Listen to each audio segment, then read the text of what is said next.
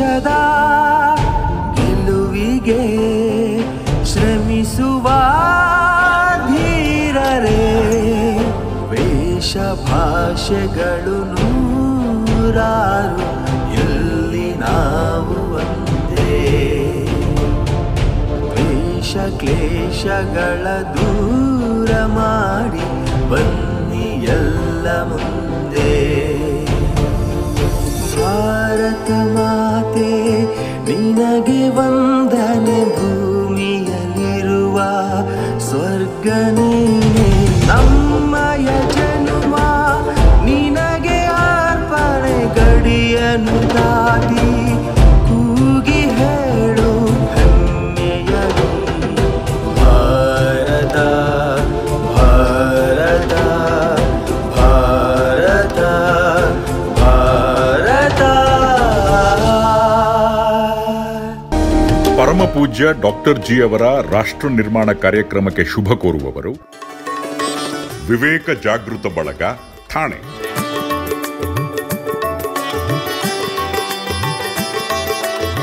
ವಿವೇಕ ಜಾಗೃತ ಬಳಗ, ಮಂಗಳೂರು.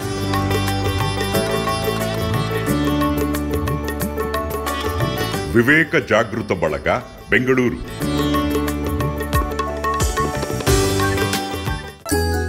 ಏನು, ಎಂತು, ಹೇಗೆ, ಏಕೆ ಎಂಬಿ ಪ್ರಶ್ನೆಗಳು ಜಗತ್ತಿನ ಆದ್ಯಂತವು ಈ ಲೋಕದ ಜನ ಮನವನ್ನು ತುಂಬಿದ್ದೆಂಬುದು ವಿಚಿತ್ರವಾದರೂ ಸತ್ಯವೇ.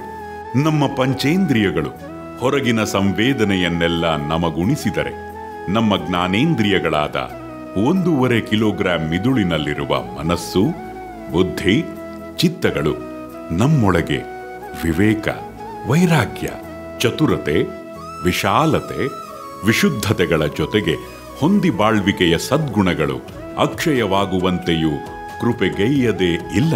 ಅಂತೂ ಜಗನ್ನಿಯಾಮಕನಾದ ದೇವರ ಬಗ್ಗೆ ಇದಮಿತ್ತಂ ಎಂಬ ನಿಲುವು ಹೊಮ್ಮುವ ಒಂದೇ ಒಂದು ಪರಮ ಪವಿತ್ರ ತಾಣವು ಈ ಭೂಮಿಯಲ್ಲಿದ್ದರೆ ಅದೇ ಸ್ವಾಮಿ ವಿವೇಕಾನಂದರ ಆಧ್ಯಾತ್ಮಿಕ ಪ್ರಯೋಗಶಾಲೆಯಾದ ಡಿವೈನ್ ಪಾರ್ಕ್.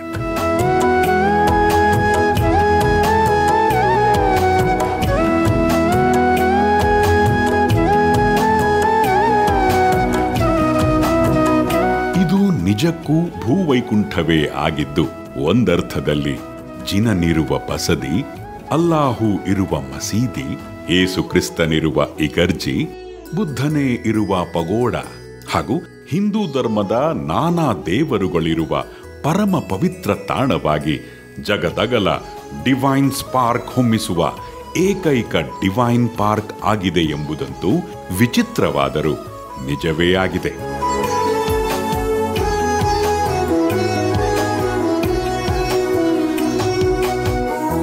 ಡೈನಮಿಕ್ ಸ್ಪಿರಿಚುಯಾಲಿಟಿಗೆ ನಿತ್ಯ ನಿದರ್ಶನವಾಗಿಯೇ ಈ ಕ್ಷೇತ್ರವಿದೆ.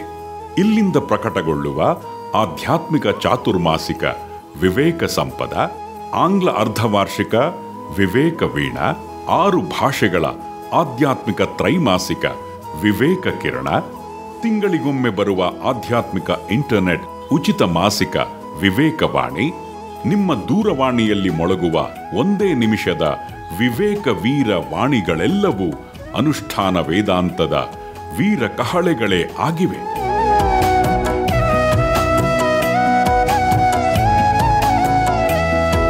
ಇಲ್ಲಿಂದ ಪ್ರಕಟಗೊಂಡ ಭಾರತದ 9 ಭಾಷೆಗಳಲ್ಲಿನ ಸುಮಾರು 400ಕ್ಕೂ ಮಿಕ್ಕಿ ಸದ್ಗ್ರಂಥಗಳು ಜೀವನ ಪಾವನವಾಗುವತ್ತ ಸರಳ ಸತ್ಯವನ್ನಷ್ಟೇ ಎತ್ತಿ ತೋರಿಸಿ ಬದುಕನ್ನು ಬಂಗಾರವಾಗಿಸುವತ್ತ ಬೆಳಗಿಸುವ ದಾರಿದೀಪವಾಗಿವೆ.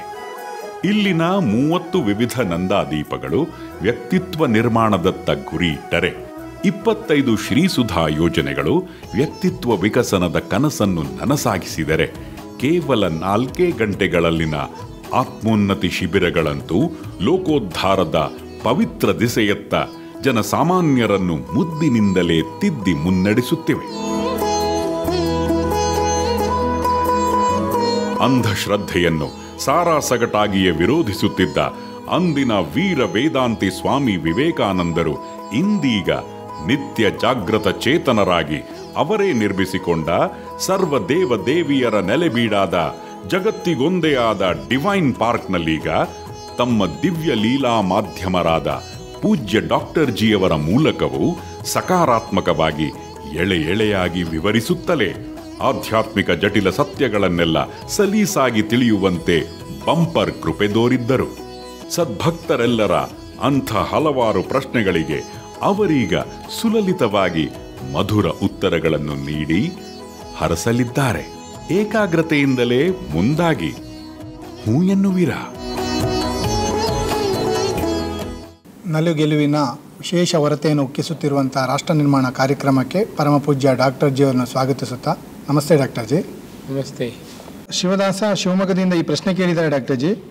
ಗುರು ಹಿರಿಯರ ಪಾದಗಳನ್ನು ಮುಟ್ಟಿ ನಮಸ್ಕರಿಸುವುದರ ಹಿಂದಿನ ಕಾರಣವೇನು ಅಂತ.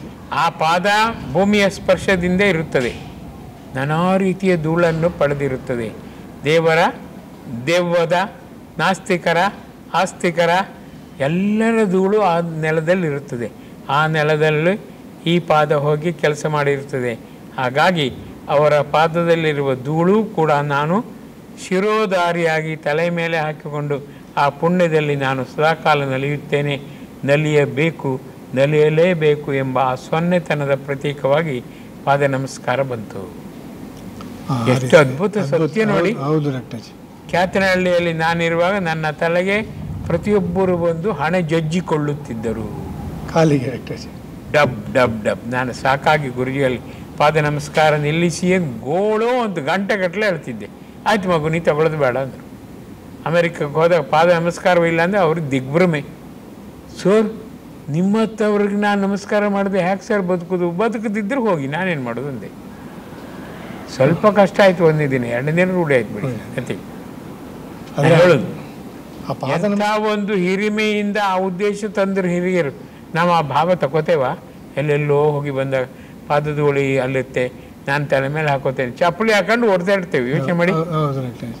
ಅವ ಹೇಳುವ ಅದು ನನ್ನ ಕಾಲಿನಲ್ಲಿ ಧೂಳಿಲ್ಲ ಬೇಡ ಹೇಳ್ಬೋದಿತ್ತಲ್ಲ, ಹೇಳ್ತಾನ? ಇಲ್ಲ ಡಾಕ್ಟರ್. ಮಾಡುವುದೆಲ್ಲ ಬರಲಿ. ಈಗ ಯೋಚನೆ ಮಾಡಿ, ಸಾಧು ಸಂತರು ನಮಸ್ಕಾರ ಮಾಡುವಾಗ ನಾನು ಚಪ್ಪಲಿ ಹಾಕೊಂತಿರ್ತೇನೆ, ನನ್ನ ಪಾದ ಮುಟ್ಟಬೇಡಿ ಹೇಳ್ತಾರ? ಇಲ್ಲ ಡಾಕ್ಟರ್ ಜಿ. ಈಗಂತೂ ಅವರು ಹೇಳಲಿಕ್ಕೆ ಸಾಧ್ಯನೇ ಇಲ್ಲ ಡಾಕ್ಟರ್ ಜಿ.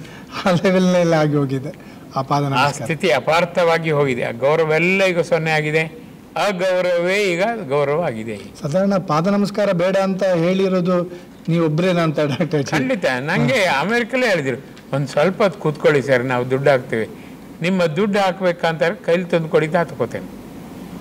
ಅದು ನೀವು ಕೂತರೇ ಹಾಕೋದು, ನೀವು ಹಾಕಬೇಕಾಗಿಲ್ಲ. ನಾನು ಆಶ್ರಮದ ಸ್ವಾಮಿಗಳೇ, ಉಡುಪರೆ ನಿಮ್ಗೆ ಯಾಕೆ ಮನಸ್ಸು ಬರೋದಿಲ್ಲ ಕೂತ್ಕೋಬೇಕಂತ? ನಂಗೆ ಅಲರ್ಜಿ ಸ್ವಾಮೀಜಿ, ಹಂಗೆ ಬರೋದಿಲ್ಲ. ನನ್ನ ಅಲರ್ಜಿ ಎಲ್ಲ ನಿಮ್ಗೆ ಎನರ್ಜಿ ಆಗಲಿ, ನಾ ಗುರುಮ ಆದರೆ ಬೇಡ್ತೇನೆ ಅಂದೆ. ಅವ್ರು ಏನು ಹೇಳಿದ್ರು ಅಂತ ಅರ್ಥ ಅದು ಒಂದಿನದ ಮೇಲೆ ಅರ್ಥ ಆಗಿರ್ಬೋದು ಡಾಕ್ಟರ್. ನನಗೆ ತಗೋಬೇಕು, ಇನ್ನೊಬ್ಬರು ಸುಲಿಬೇಕಂತ ಚಿಕ್ಕಂದಿಂದೂ ಅದಿಲ್ಲ. ನನ್ನಿಂದ ಆದರೆ ಅವ್ರಿಗೆ ಕೊಡಬೇಕು, ಅವರೊಂದು ಏನು ಬೇಡ, ಅದೇ ಈಗ ಬೆಳೆದು ಬಂದಿದೆ. ಹೇಗಿದೆ? ಹೌದು ಡಾಕ್ಟರ್. ನಿಮಗೆ ಅದು ಕೊಡಬೇಕು ಅಂತ ಮನಸ್ಸು ಬಂದು ಎಲ್ಲ ಸದಾ ಅದೇ ದಾರಿ ಮೇಲೆ 1,000 ರೂಪಾಯಿ ಆಗ ನನಗೆ ಪ್ರೀಕಲ್ಗೆಲ್ಲ ಹೋಗುವಾಗ ಸಿಕ್ಕಿತ್ತು. ನಮ್ಮ ಗಣೇಶನ ಗುಡಿಗೆ ಹೋಗಿ ಹಾಕಿದೆ. ಗಣೇಶ ಯಾರೋ ಕೊಟ್ಟಿದ್ದಾರೆ, 5 ನಿಮಿಷ ಗೊಳು ಅಂತ ಹತ್ತಿದೆ. ಅವ್ರು ಕಳ್ಕೊಂಡವ್ರು ಎಷ್ಟು ಹೇಳ್ತಾರೋ ಇರೋ, ಅವ್ರಿಗೆ ಹೋಗಿ ಮಗು ಮುದ್ದು ನನಗೆ ಬಂದಿದೆ ಅಂತ ನೀನು ಧೈರ್ಯ ತುಂಬೋ, ಸಾಂತ್ವನ ನೀಡು, ಅವ್ರ ಕಣ್ಣೀರನ್ನು ನೀನು ಖಂಡಿತ ಒರೆಸ್ತೆ ಅಂತ ಹೇಳು, ಆಗ ನಾನು ಹೋಗ್ತೇನೆ. ಆಯ್ತು ಮಗು, ನೀನು ಹೋಗಿ ಒರೆಸ್ತೇನೆ. ಹೇಗಿದೆ? ನೀವು ಉತ್ತರ ತಗೊಂಡು ಹೊರಟದ್ದು ಅದು ನೋಡಿ. ಆ ಸಂದರ್ಭದಲ್ಲಿ ಡಾಕ್ಟರ್ 1,000 ಅಂದ್ರೆ ಎಷ್ಟು ದೊಡ್ಡದು. ಆಗಿನ 1,000 ನನ್ನ ಕಿಸೆಯಲ್ಲಿ ದುಡ್ಡೇ ಇಲ್ಲ, ಆಗ ಆರಾಮಾಗಿರ್ಬೋದು, ನಾ ರಾಜನಾಗಿರ್ಬೋದು. ಹೌದು ಡಾಕ್ಟರ್. ನಾನು ಅದೇ ಹೇಳಿ ಗುರುಜಿ, ಪರೀಕ್ಷೆ ಮಾಡಿದಿರಿ, ಚಂದ ಪರೀಕ್ಷೆ ಮಾಡಿದೆ, ಕೈಲಿ ಕಾಸಿಲ್ಲ, ರಸ್ತೆ ಮೇಲೆ ಅನಾಥವಾಗಿ ಬಿದ್ದಿದೆ, ಆಚೀಚಿ ಯಾರೂ ಇಲ್ಲ, ಖಂಡಿತವಾಗಿ ಉಪಯೋಗಿಸ್ಬೋದಿತ್ತು. ಆಗ ನನಗೆ ನೆನಪಿಗೆ ಬಂದದ್ದು ನಮ್ಮ ಬೆನಕಣ್ಣ ನೆನಪು ಬಂತು. ಅವನಿಗೆ ಕೊಡ್ಬೇಕು, ಅವನಿಗೆ ಎಷ್ಟು ಕಷ್ಟವೋ ನನಗೆ ಯೋಚನೆ ನೋಡಿ, ನಿಂಗೆ ಎಷ್ಟು ಕಷ್ಟವೋ ಏನು. ನಾನು ಕೆಲವೊಮ್ಮೆ ನಾನು ಎಷ್ಟು ಪೆದ್ದ ಅಂತ ನನಗೆ ನೆಗು ಬರುತ್ತೆ. ದೇವರಿಗೆ ಯಾರು ಕಷ್ಟ ಬರೋದುಂಟಾ? ಅದರ ಮನಸ್ಥಿತಿ ನೋಡಿ. ಆದರೂ ಕೂಡ ನೀನು ಮನಸ್ಸು ಮಾಡಿ ಉತ್ತರ ಕೊಟ್ಟಿಯಲ್ಲ ಬೆನಕಣ್ಣ, ಥ್ಯಾಂಕ್ಸ್ ಕಣೋ. ಹೆಂಗಿದೆ ಹೃದಯ? ಅವನಿಗೆ ಎಷ್ಟು ದೊಡ್ಡ ಕೃಪೆ ಪರ್ವತ ತಲುಪಿರ್ಬೋದು. ಶುದ್ಧ ಭಾವನೆ ನಂದು. ಒಂಚೂರು ಅಲ್ಲಿ ತಳಮಳು ಇಲ್ಲ, ಅಡಲ್ಟ್ರೇಟೆಡ್ ನೋಷನ್ ಇಲ್ವೇ ಇಲ್ಲ, ಪ್ಯೂರೆಸ್ಟ್ ನೋಷನ್. ಹೇಗಿದೆ? ಪರಮಾದ್ಭುತ. ಓಟ್ ಹಾಕ್ತಿರಲ್ಲ ನನಗೆ 100% ಡಾಕ್ಟರ್. ನಾನು ಯೋಚನೆ ಮಾಡೋದು ಡಾಕ್ಟರ್, 1,000 ಕಳ್ಕೊಂಡವನಿಗೆ ನೀವು ಬೇಡಿದ ಪರಿ ನೋಡಿ ಗಣೇಶ ಬೇರೆ ಇನ್ನು ಅವನಿಗೆ ವ್ಯವಸ್ಥೆ ಆಗಿರುತ್ತೆ, ಹತ್ತರಷ್ಟು ವ್ಯವಸ್ಥೆ ಮಾಡಿ ಖಂಡಿತ 1,000 ಖರ್ಚಾಗುವುದಿಲ್ಲ, ಅವನಿಗೆ ಖರ್ಚಿಲ್ಲದೆ ಎಲ್ಲ ವ್ಯವಸ್ಥೆ ಆಗಿರುತ್ತೆ. ಆಗಿರ್ ನೋಡಿ. ಹೌದು ಡಾಕ್ಟರ್, ಎಂತ ಒಂದು ಆಧ್ಯಾತ್ಮಿಕದ ಚೈನ್ ರಿಯಾಕ್ಷನ್ ಇದೆಯಲ್ಲ ಖಂಡಿತ. ನಂಗೆ ಒಂದೇ ನಂಗೆ ಸಿಕ್ತು ಅವನಿಗೆ ಕೊಟ್ಟೆ ಭಾವನೆ ಬರಲಿ. ಈಗ ನಾ ಹೇಳಿದ್ದೀಗ ಅವರೇ ಹೊಳಿಸಿದ್ದು ಈ ಥರ ಮಾಡಿದ್ಯಲ್ಲ ಹೇಳುವಂತ, ನಂಗೆ ಇಷ್ಟು ದಿನ ಅದು ನೆನಪೇ ಬರಲಿಲ್ಲ. ಇಂಥ ಪರಮಾದ್ಭುತ ವಿಚಾರ ಡಾಕ್ಟರ್ ಜಿ. ನಿಜವಾಗಿಯೂ ಈ ಥರ ಒಂದು ಗಳಲ್ಲಿ ನಾವು ಈ ಥರ ವರ್ತಿಸಬಹುದಲ್ಲ. ಬರೋದಿಲ್ಲ, ವರ್ತನೆ ನೋಡುದು ಕಿಸಿ ಹಾಕೊಳ್ಳೋದು, ಈ ತರ ವರ್ತನೆ ಇರುವಂತ ವ್ಯಕ್ತಿಗಳು ಇದ್ದಾರಲ್ಲ. ಅವಶ್ಯಕತೆ ಇರುವಾಗ ದುಡ್ಡೇ ಇಲ್ಲ, ಆಗ ಸಿಕ್ತು, ನಂಗೆ ವರವಾಗಿ ನೀವು ಕೊಟ್ಟಿದ್ದೆ ತಗೋಬೋದಿತ್ತು ನಾನು. ತಲೆಗೆ ಬರಲಿಲ್ಲ ಅದು, ಯಾರದ್ದೋ ದುಡ್ಡು ಯಾರಿಗೂ ಹೋಗ್ಬೇಕು. ಎಷ್ಟು ಅಳ್ತಾನೋ ಏನೋ, ನಾನು ನಿನ್ನೆ ಪಾಲಿಗೆ ಹಾಕಿದ್ದೇನೆ, ಖಂಡಿತ ಅವನಿಗೆ ಸಾಂತ್ವನ ನೀಡೋ ಸರ್ವಶಕ್ತ ತಾನೇ ಆಗಿದೆ. ವಿದ್ಯಾ ಪುನೀತ್ ಆಸ್ಟ್ರೇಲಿಯಾದಿಂದ ಈ ಪ್ರಶ್ನೆ ಕೇಳಿದ್ದಾರೆ ಡಾಕ್ಟರ್ ಜಿ. ನಮ್ಮ ಋಷಿಗಳು ಹಾಗೂ ಸಾಧಕರು ಇಚ್ಛಾಮರಣ ಹಾಗೂ ಜೀವಂತ ಸಮಾಧಿ ಹೊಂದಿರುವ ಬಗ್ಗೆ ಕೇಳಿದ್ದೇವೆ, ಇವೆರಡರ ಬಗ್ಗೆ ತಿಳಿಸಿಕೊಡಿ ಅಂತ ಕೇಳಿದ್ದಾರೆ ಡಾಕ್ಟರ್ ಜಿ. ಇಚ್ಛಾಮರಣೆಯಲ್ಲಿ ಇನ್ನೊಬ್ರಿಗೆ ಗೊತ್ತಾಗುವುದಿಲ್ಲ. ಒಂದು ವಾರದಲ್ಲಿ ನಾನು ನೀರಿಲ್ಲದೆ ಆಹಾರವಿಲ್ಲದೆ ನನ್ನನ್ನು ಅಂತ್ಯ ಮಾಡೋ ಸಾಕಷ್ಟು ನಾನು ದುಡಿದಿದ್ದೇನೆ, ಇನ್ನು ನನ್ನಿಂದ ಏನೂ ಸಾಧ್ಯವಿಲ್ಲ, ಇನ್ನು ನೀನೇ ಮಾಡಿಸ್ಕೋಬೇಕು, ನನ್ನ ಜೀವನವನ್ನು ನಿನಗೆ ಅರ್ಪಿಸಿದ್ದೇನೆ, ಇದು ಇಚ್ಛಾಮರಣೆ. ಅವರು ಹೇಳಿದಂತೆ 12 ದಿನ 12ನೇ ದಿನ ಮಧ್ಯರಾತ್ರಿ ವೇಳೆಗೆ ಹೋಗ್ತಾರೆ. ಇನ್ನೊಂದು ಜೀವಂತ ಸಮಾಧಿ ಆಗುವಂತ ಜೀವಂತ ಸಮಾಧಿ ಮಂತ್ರಾಲಯದ ರಾಘವೇಂದ್ರರು ಆಗಿದ್ದಾರೆ ನೋಡಿ. ನನಗೆ ಇನ್ನೇನು ಬೇಕಾಗಿಲ್ಲ, ಈ ಮಣ್ಣಿನಲ್ಲಿ ಈ ಭೂಮಿಯಲ್ಲಿ ನಾನು ಒಂದಾಗುತ್ತೇನೆ, ಅದು ಇನ್ನೊಂದು ದೊಡ್ಡ ಉದಾತ್ತ ಧ್ಯೇಯ. ನನ್ನ ಯೋಚನಾ ಶಕ್ತಿ ಭಾವ ಖಂಡಿತವಾಗಿ ಈ ಮಣ್ಣಿನಲ್ಲಿ ಯುಗ ಯುಗಾಂತರದವರೆಗೆ ಹಸಿರಾಗಿರಬೇಕು. ಹೇಗಿದೆ ಈ ಭೂಮಿ ಇರುವ ತನಕ ನನ್ನ ಈ ಭಾವ ಈ ಭೂಮಿಯಲ್ಲಿ ಇರಬೇಕು. ಲಕ್ಷಗಟ್ಟಲೆ ಕೋಟಿಗಟ್ಟಲೆ ವರ್ಷದವರೆಗೂ ಈ ಭಾವ ಇಲ್ಲಿರಬೇಕು. ಹೇ ಭೂಮಿ ತಾಯೇ, ದಯಮಾಡಿ ನನ್ನನ್ನು ಸ್ವೀಕರಿಸೋ. ನೋಡಿ, ಶೂನ್ಯತೆ, ಅಪ್ತತೆ, ಧನ್ಯತೆ, ವಿಶಾಲತೆ, ವಿನಮ್ರತೆ. ಇಲ್ಲಿ ನನ್ನಷ್ಟಕ್ಕೆ ನಾನು ಹೋಗ್ತೇನೆ, ಅಲ್ಲಿ ಜಗತ್ತಿನ ಉದ್ಧಾರಕ್ಕಾಗಿ ನನ್ನನ್ನು ಸಮರ್ಪಿಸಿಕೊಳ್ಳುತ್ತೇನೆ, ದಯಮಾಡಿ ಕ್ಷಮಿಸೋ. ಎರಡೂ ಕರೆಕ್ಟೇ. ಯಾಕಂದ್ರೆ ಅವ್ರಿಗೆ ಬದುಕಬೇಕೆಂಬ ಆಸೆ ಇಲ್ಲ, ಉಪಯೋಗ ಆಗಬೇಕು ಜಗತ್ತಿಗೆ, ಇನ್ನಾದರೂ ಉಪಯೋಗ ಆಗಬೇಕು. ನನ್ನ ದೇಹದಂಡನೆ 0 ಆಗಬೇಕು ಅಷ್ಟೇ. ಅಂದ್ರೆ ಆ ಜೀವಂತ ಸಮಾಧಿ ಆಗ್ಬೇಕಂದ್ರೆ ಅವನ ಛಾತಿ ಯಾವ ರೀತಿ ಇರಬೇಕಲ್ಲ ಡಾಕ್ಟರ್ ಜಿ? ದೇವರ ಮೇಲಿನ ಒಂದು ಶ್ರದ್ಧೆ, ದೇವರ ಸ್ಮರಣೆಯಲ್ಲೇ ಇರ್ತಾರೆ ಅವರು, ನಿದ್ದೆ ಹೋಗ್ತಾರೆ, ಸತ್ತು ಹೋಗ್ತಾರೆ. ನಿಜವಾಗ್ಲೂ ಅಲ್ಲಿ ಪರಮಾದ್ಭುತ. ನಾನು ಮಣ್ಣಾಗ್ತೇನೆ ಅಂತ ಹೇಳಿ ಮುಚ್ಚುತ್ತಾರೆ, ಅಯ್ಯೋ ತೆಗಿರಿ ನಾನು ಅದು ಮೂರ್ಖತನ. 100% ಬದುಕಿನಲ್ಲಿ ಅವ್ರಿಗೆ ಸಂತೃಪ್ತಿ ಬರಬೇಕು. ನನಗೇನೇನು ಬೇಡ, ನೀನೇ ಸಾಕು. ಆದರೆ ನಾಶವಾಗುವ ಮುಂಚೆ, ಹೇ ಭೂಮಿ ತಾಯೇ, ನನ್ನ ವಿಶೇಷವಾದ ಶಕ್ತಿ ಜಗತ್ತಿನಾದ್ಯಂತ ಚಿರಕಾಲ ಚಿರಂಜೀವಿಯಾಗಿ ಹಂಚೋ. ಆಯ್ತು ಮಗು ಅಂತಾಳವು. ನಾನಿದ್ದೇನೆ, ಚಿಂತೆ ಮಾಡಬೇಡ, ನಿನ್ನನ್ನು ನನಗೆ ಒಪ್ಪಿಸು, ನಾನು ಮತ್ತೆಲ್ಲ ನೋಡ್ಕೋತೇನೆ. ಹೇಗಿದೆ?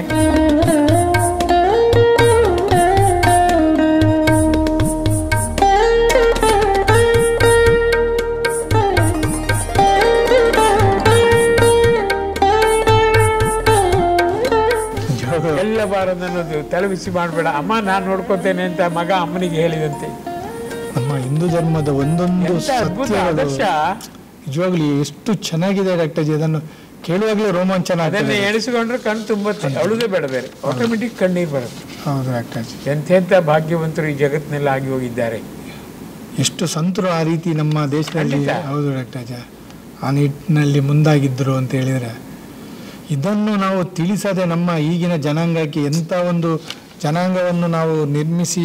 ನಾನು ಅಮೆರಿಕಕ್ಕೆ ಹೋದಾಗ ದೀಪ ಹಚ್ಚುವುದು ಯಾಕೆ, ತೋರಣ ಕಟ್ಟುವುದು ಯಾಕೆ, ರಂಗೋಲಿ ಯಾಕೆ, ಯಾವ ಉತ್ತರವೂ ಇಲ್ಲ. ಎಲ್ಲ ಸಾಧು ಸಂತರು ಪಾದಪೂಜೆ ಮಾಡ್ಕೊಂಡು ದುಡ್ಡು ತಗೊಂಡು ಬಂದಿದ್ದಾರೆ. ಯಾಕೆ ಏನ್ರಿ ಗೊತ್ತಿಲ್ಲ, ಅವ್ರು ಹೇಳೋದಿಲ್ಲ. ಅವ್ರು ಪಾದಪೂಜೆ ಮಾಡ್ಕೊಂಡು ಹೋದ್ರು ಸರ್. ನಾಚಿಕೆಗಳಂದೇನ, ಯಾಕೆ ದುಡ್ಡು ಕೊಟ್ರಿ ಅವರಿಗೆ? ಯೋಚನೆ ಮಾಡಿ, ಎಂಥದ್ದು ಕ್ರಿಮಿನಲ್ ಅದು ನಿಜವಾಗ. ಹೌದು ಡಾಕ್ಟರ್ ಜಿ. ಇನ್ನು ರೋಮ ಪೂಜೆ, ಉಗುರು ಪೂಜೆ ಎಲ್ಲ ಬರ್ತೀನಿ. ಅವರು ನಿಜವಾಗಿ ಆ ನಿಟ್ಟಿನಲ್ಲಿ ಕೆಲಸ ಆಗ್ತಿದ್ದಾರೆ. ಎಷ್ಟು ಧರ್ಮ ಎಲ್ಲಿಗೆ ಹೋಗಿ ಒಳ್ಳೆ ರೀತಿಯಲ್ಲಿ ನಿಲ್ತಿತ್ತು ಅಂತ ಹೇಳಿದ್ರೆ ಡಾಕ್ಟರ್ ಜಿ, ಇವತ್ತು ಈ ಪರಿಸ್ಥಿತಿ ಬರ್ತಾನೆ ಇರಲಿಲ್ಲ ಅಂತ ಹೇಳಿ. ಕೇವಲ ಹಣ ಹಣ ಹಣ ಹಣ ಕಂಡ್ರೆ ಹೆಣ ಬಾಯಿ ಬಿಡುತ್ತೆ. ಹೌದು ಡಾಕ್ಟರ್. ಭಗವಂತ ಬಾಯಿ ಬಿಡಬೇಕು, ನಮಗೆ ಹಣ ಬಾಯಿ ಬಿಡೋದಲ್ಲ, ಭಗವಂತ ಅದು ಗುಣ ಬೇಕು. ಎಷ್ಟು ಸುಲಭ ಮರ ಭಗವಂತನ ಪಡೆಯುವುದು, ಕಾಣೋದು, ಅವನೊಟ್ಟಿಗೆ ಇರೋದು. ನಂಗೆ ಕಷ್ಟ ಆಗಿ ಕಾಣುತ್ತೆ, ಅದು ಯಾಕೆ ಆಗೋದಿಲ್ಲ? ಹೃದಯದಲ್ಲಿದ್ದಾನೆ, ಚಿತ್ತದಲ್ಲಿ ಬಂದು ತೋರಿಸ್ತಾನೆ, ಇನ್ನೆಂತ ಬೇಕು? ಒಂದಡಿ ಉದ್ದ ಮೇಲೆ ಏರ್ಲಿಕ್ಕೆ ಕಷ್ಟ ಎಂತದೆ? ನಿಮ್ಮ ತರಬೇತಿ, ನೀವು ಹೇಳುವ ವಿಚಾರ ಎಲ್ಲ ಹೇಳುವಾಗ ಡಾಕ್ಟರ್ ಜಿ ಅದು ನಿಜವಾಗಿ ಸುಲಭ ಅನ್ನಿಸ್ತದೆ. ಹೊರಗಿನ ಜಗತ್ತಿನಲ್ಲಿ ನಾವೇನಾದರೂ ಹೊರಗೆ ಹೋಗಿ ದೇವರ ವಿಚಾರ ಕೇಳಿದರೆ ಇನ್ನು ಸದ್ಯಕ್ಕೆ ದೇವರ ಸಹವಾಸ ಬೇಡ ಅನ್ನುವ ಲೆವೆಲ್ಗೆ ನಮ್ಮನ್ನು. ನೀವು ಕೇಳಬೇಡಿ, ನೀವು ಹೇಳಿ, ನಾನು ಹೇಳುದು ಪಡಿಲಿಕ್ಕೆ ಹೋಗ್ಬೇಡಿ, ಕೊಡ್ಲಿಕ್ಕೆ ಹೋಗಿ. ಹೌದು ಡಾಕ್ಟರ್ ಜಿ, ಇನ್ನು ಅದೇ ನಿಟ್ಟಿನಲ್ಲಿ ಕೆಲಸ ಆಗ್ಬೇಕಾಗಿದೆ. ನೀವು ಎಂಟಿ ಅಲ್ಲ, ನೀವು ಫುಲ್ ಯೋಚನೆ ಮಾಡಿ. ಫುಲ್ ಮತ್ತು ಪೂಲ್ ಕೊಳ, ನೀವು ಸರೋವರ. ಫೂಲ್ ಅಲ್ಲ, FOO ಅಲ್ಲ, POOL. ಆ ನಿಟ್ಟಿನಲ್ಲಿ ಈಗಿನ ಕೆಲಸ ಆಗ್ಬೇಕಾಗಿದೆ. ಅದದ್ದೇ ದಾರಿ, ಬೇರೆ ಯಾವುದೂ ದಾರಿ ಇಲ್ಲ. ಹೌದು doctor G, thanks doctor G. ಆ ನಿಟ್ಟಿನಲ್ಲಿ ಈ ವಿಚಾರಧಾರೆ. ಶಾಲಿನಿ ಆಚಾರ್ ಮಂಗಳೂರಿಂದ ಈ ಪ್ರಶ್ನೆ ಕೇಳಿದ್ದಾರೆ. ಈ ವಿವೇಕಾನಂದನನ್ನು ಅರಿಯಲು ಇನ್ನೊಬ್ಬ ವಿವೇಕಾನಂದ ಇದ್ದಿದ್ದರೆ ಗೊತ್ತಾಗುತ್ತಿತ್ತು, ಈ ವಿವೇಕಾನಂದ ಏನು ಮಾಡಿದ್ದಾನೆ ಎಂದು. 15 ಮಂದಿ ಶಿಷ್ಯರಲ್ಲಿ ಯಾರಿಗೂ ಅದನ್ನು ಅರಿಯಲು ಸಾಧ್ಯವಾಗಲಿಲ್ವೇ ಅಂತೇಳಿ. ವಿವೇಕಾನಂದ್ರೆ 100%, ಉಳಿದವರೆಲ್ಲ 80, 85, 88, 90 ಅಷ್ಟೇ. ಆಗಲಿಲ್ಲ, ಅದಕ್ಕೆ ಅವ್ರು ಹೇಳಿದ್ದು. ಅವ್ರಿಗೆ ಆಗೋದಾಗಿದ್ರೆ ಹೇಳ್ತಿದ್ರೆ, ನನ್ನ ಪರವಾಗಿ X ಇದ್ದಾನೆ, Y ಇದ್ದಾನೆ ಹೇಳ್ತಿರ್ಲಿಲ್ವಾ? ನಿಮ್ಗೆ ಯಾಕೆ ಕೊಟ್ಟೆವ್ರು ಈಗ? ಆ ಥರ ನಾವು ಆಗೋಣ. ಆ ಕಾಲದಲ್ಲಿ ಆಗದಿದ್ದವ್ರು ಫಿಲಪ್ ದಿ ಬ್ಲಾಂಕ್ಸ್ ನಾವು ಮಾಡೋಣ. ಏನೀಗ ಛಲಬಲ ಹಂಬಲ ಬೇಕು, ಖಂಡಿತ ಆಗುತ್ತದೆ. ಸದಾಶಯ ಸನಾತ ಪ್ರಜ್ಞೆ ಉತ್ಸಾಹದ 2 ಕಣ್ಣು ಅಂತಾರೆ ಗುರುಜಿ ಯಾವಾಗಲೂ. ಆಗಲಿಲ್ಲ ತಾನೇ, ಇನ್ನಾದರೂ ಆಗೋಣ. ನಮ್ಮ ಕಾಲದಲ್ಲಾದ್ರೂ ಮಾಡೋಣ. ಏನೀಗ ಬನ್ನಿ, ನಾನು ಹೋಗ್ತೇನೆ, ಬನ್ನಿ ಹಿಂದೆ. ಖಂಡಿತವಾಗಿಯೂ ಡಾಕ್ಟರ್ ಜಿ, ಆ ನಿಟ್ಟಿನಲ್ಲಿ ನಾವು ಅಂದರೆ ಇದೊಂದು ವ್ಯಥೆಯ ನುಡಿ ಅಂತೇಳಿ ಅನುಕಂಪದ ನುಡಿ ಅದು. ಹೃದಯಾಂತರಾಳದಿಂದ ದುಃಖದಿಂದ ಹೇಳಿದ್ದವರು, ಕೊನೆಯ ಕಾಲದಲ್ಲಿ ಹೇಳಿದ್ದವರು. ಇನ್ನೇನು ನಾನು ದೇಹಧಾರಿ ಆಗಿರುವುದಿಲ್ಲ, ಅಯ್ಯೋ ನಾನು ಹೇಳಿ ಹೋಗಿದ್ದೇನೆ, ಯಾರಾದರೂ ಬನ್ನಿ, ಡಿವೈನ್ ಪಾರ್ಕಿಂದ ವಿವೇಕಿಗರು ಬನ್ನಿ ಅಂತ ಅದರ ಅರ್ಥ. ನಾವು ಕೂಡ ಊಟ ಮಾಡ್ಕೊಂಡು ಹೊಟ್ಟೆ ಬೆಳಚುತ್ತಾ ಮಲ್ಕೊಂಡ್ರೆ ಏನು ಬಂತು? ಹಾಗೆ ಯೋಚನೆ ಮಾಡಿ. ಅರೈ ಸೇವೆ ಹೇಳಿದ್ದಾರೆ, ಏಳು ಪುನಃ ಕಣ್ಣು ಉಜ್ಕೊಂಡು ಪುನಃ ಏಳು, ಕರೆದದ್ದು ಹೌದು ಒಂದು ಎದ್ದೇಳು. ಯೋಚನೆ ಮಾಡಿ, ಎಂಥ ಶಬ್ದಗಳವೆಲ್ಲ. ಹೌದು ಡಾಕ್ಟರ್ ಜಿ, ನೀವು ಕೊಡುವಂಥ ವಿಚಾರಗಳು ಡಾಕ್ಟರ್ ಜಿ ನಿಜವಾಗ್ಲೂ ವಿದ್ಯುತ್ ಸಂಚಾರವನ್ನು ಉಂಟು ಮಾಡುವಂತ ಬೇಕು. ಅಂಥ ಗುರುವಿಗೆ ನಾವು ಇಂಥ ಶಿಷ್ಯರಾಗ್ದಿದ್ರೆ ಏನು ಪ್ರಯೋಜನ? ಹೌದು ಡಾಕ್ಟರ್ ಜಿ. ಯೋಚನೆ ಮಾಡಿ, ಹುಲಿಗೆ ನರಿ ಮರಿ ಹುಟ್ಟುತ್ತಾ? ಎಲ್ಲರೂ ಹುಲಿ ಮರಿಯೇ ಹುಟ್ಟುದು. ಹೌದು ಡಾಕ್ಟರ್ ಜಿ, ಈಗ ಅದೇ ರೀತಿಯಾಗಿ ಹುಲಿ ಮರಿ ಆಗಬೇಕಾಗಿದೆ. ಆಗಿದ್ದೀರಲ್ಲ ಮರ್ರಿ, ನಿಮ್ಗೆ ನಾವು ನಾಮಕರಣ ಮಾಡ್ಬೇಕಷ್ಟೇ. ಹಾಗೆ ಆಯ್ತು, ನೀವೀಗ ಆಗ್ಬೇಕಾಗಿದೆ ಡಾಕ್ಟರ್ ಜಿ. ಇನ್ನಷ್ಟು ಮತ್ತಷ್ಟು ಮಗದಷ್ಟು ಆಗ್ಬೇಕಾಗಿದೆ ಡಾಕ್ಟರ್ ಜಿ. ಪ್ರಮೋದ್ ಶರ್ಮಕ್ಕಿ ಬೆಂಗಳೂರಿಂದ ಪ್ರಶ್ನೆ ಕೇಳಿದ ಡಾಕ್ಟರ್ ಜಿ, ಕರ್ತವ್ಯ ಪರತೆ ಹಾಗೂ ಕರ್ತವ್ಯಶೀಲತೆ ನಡುವೆ ಇರುವ ವ್ಯತ್ಯಾಸವೇನು? ಈ 2 ಗುಣಗಳು ನಮ್ಮ ಜೀವನದಲ್ಲಿ ಅಳವಡಿಸಿಕೊಂಡು ಮೇಲೇರುವ ಬಗೆ ಹೇಗೆ? ಕರ್ತವ್ಯ ಪರತೆ ಹೊತ್ತಿಗೆ ಸರಿಯಾಗಿ ಮಾಡುದು, ಕರ್ತವ್ಯಶೀಲತೆ ಹೊತ್ತು ನೋಡ್ಕೊಳ್ಳೋದು ಬೇಕಾಗಿಲ್ಲ, ಮಾಡ್ತಾನೆ ಇರೋದು. ಒಬ್ಬ ಕಷ್ಟದಲ್ಲಿದ್ದಾನೆ, ಆಕ್ಸಿಡೆಂಟ್ ಆಗಿದೆ, ಅವನನ್ನು ರಸ್ತೆ ಬದಿಯಿಂದ ಬದಿಗೆ ತರೋದು, ಇದು ನಮ್ಮ ಕರ್ತವ್ಯಶೀಲತೆ. ಯಾಕಂದರೆ ಅವ ರಸ್ತೆ ಮೇಲೆ ಇರಬಾರ್ದು. ಕರ್ತವ್ಯ ಪರತೆ ಅಂತ ಹೇಳಿದರೆ, ಅವನು ಅಳ್ತಾ ಇದ್ದಾನೆ, ನೀರು ಅಂತಾನೆ, ಅವನಿಗೆ ನೀರು ಕೊಡೋದು. ಅವನು ಒದ್ದಾಡ್ತಿದ್ದಾನೆ, ಅವನಿಗೆ ಸ್ವಲ್ಪ ಗಾಳಿ ಹಾಕೋದು, ಇದು ಕರ್ತವ್ಯ ಪರತೆ. ಕರ್ತವ್ಯಶೀಲತೆಯೇ ಅವನಿಗೆ ಮತ್ತೆ ಕಷ್ಟವೇ ಆಗಬಾರ್ದು, ನಷ್ಟವೇ ಆಗಬಾರ್ದು. ಅವನಿಗೆ ಎಳ್ಕೊಂಡು ಬಂದು ತಂಪು ಜಾಗದಲ್ಲಿ ಸುಟ್ಟು ಅವನಿಗೆ ಏನು ಬೇಕಂತ ಕೇಳೋದು, ಇದು ಕರ್ತವ್ಯಶೀಲತೆ. ಇನ್ನೇಟಾದ ಕರ್ತವ್ಯ ಪರತೆ ಕರ್ತವ್ಯಶೀಲತೆ. ಸ್ವಚ್ಛವಾಗಿ ಸ್ಪಷ್ಟವಾಗಿ ಸದಾಕಾಲ ಎದ್ದು ತೋರುವ ಕರ್ತವ್ಯ ಪರತೆ ಕರ್ತವ್ಯಶೀಲತೆ ಅಂತಾರೆ. ಈ ಕ್ಷಣಕ್ಕೆ ಮಾತ್ರ ಶಾಲೆಗೆ ಹೋಗುವಾಗ ನಾನು ಶಾಲೆಗೆ ಹೋಗ್ತೇನೆ, ಇದು ಕರ್ತವ್ಯ ಪರತೆ.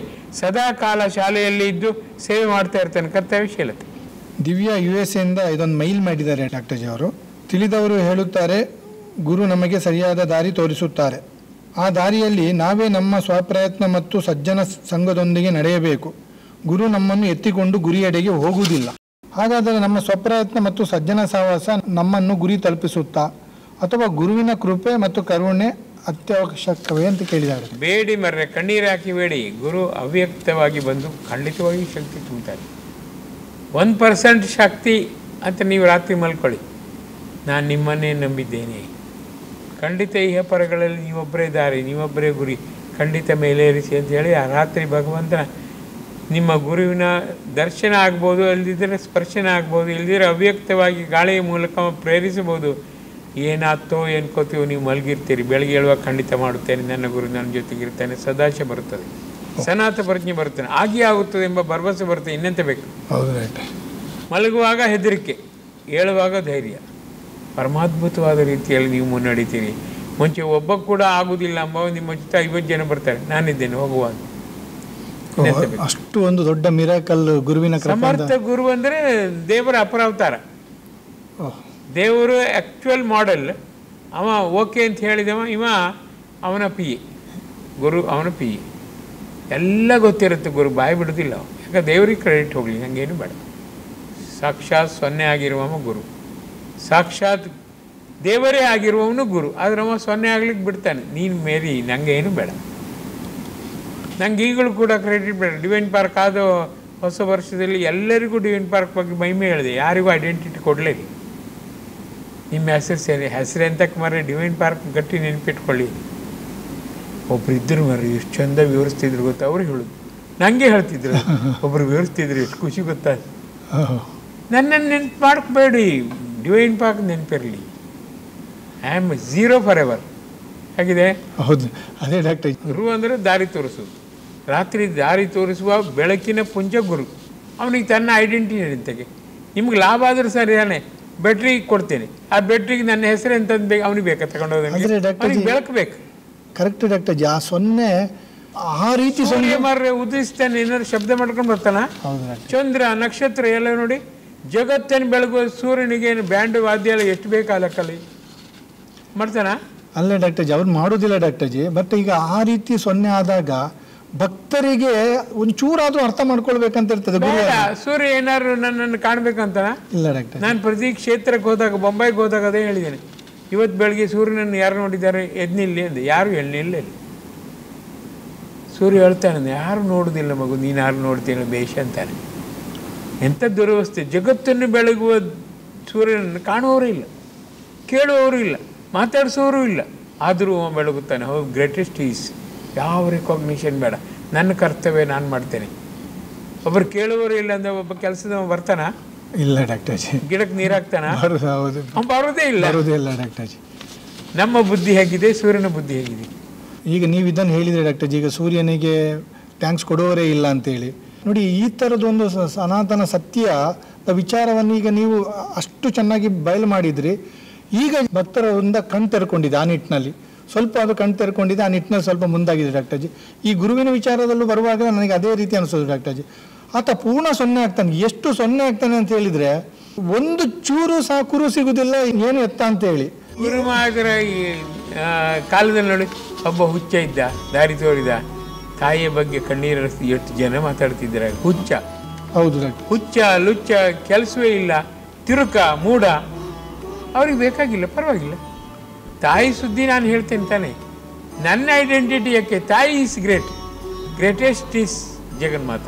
ಅವಳು ಮುಂದೆ ನಾನೇನು?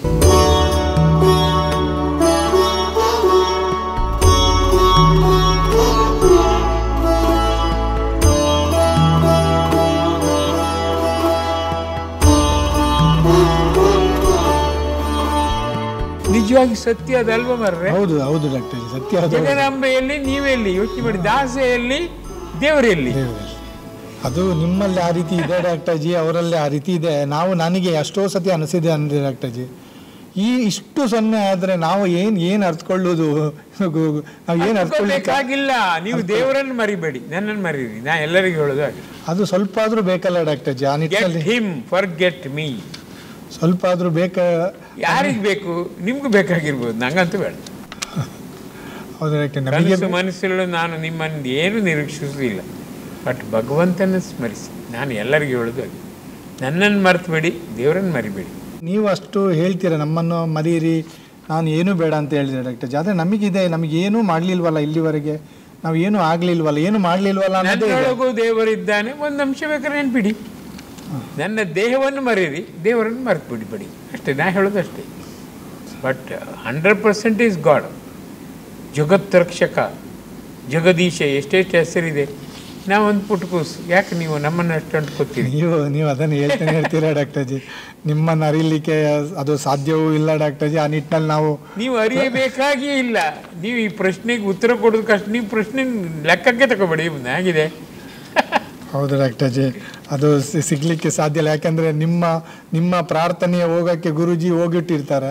ನಾವೇನಾದ್ರೂ ಆ ನಿಟ್ಟಿನಲ್ಲಿ ಒಂದು ಸ್ವಲ್ಪ ಮುಂದಾಯ್ತು ಅಂತ ಹೇಳಿದ್ರೆ ಗುರುಜಿ ಏನು ಮಾಡಬೇಕು ಅದನ್ನು ಅಲ್ಲೇ ತಂಡಿ ಮಾಡಿ ನಮ್ಮನ್ನು ಕೂರಿಸಿರ್ತಾರೆ ಡಾಕ್ಟರ್. ಆ ಥರದ ಅನುಭವಗಳನ್ನು ನಾನು ಕೆಲವನ್ನು ಮಾಡಿ ಅನುಭವಿಸಿ ಕೈ ಸುಟ್ಕೊಂಡು ಮೈ ಸುಟ್ಕೊಂಡು ಸಾಕಷ್ಟು ಉಂಡಿದ್ದೆ.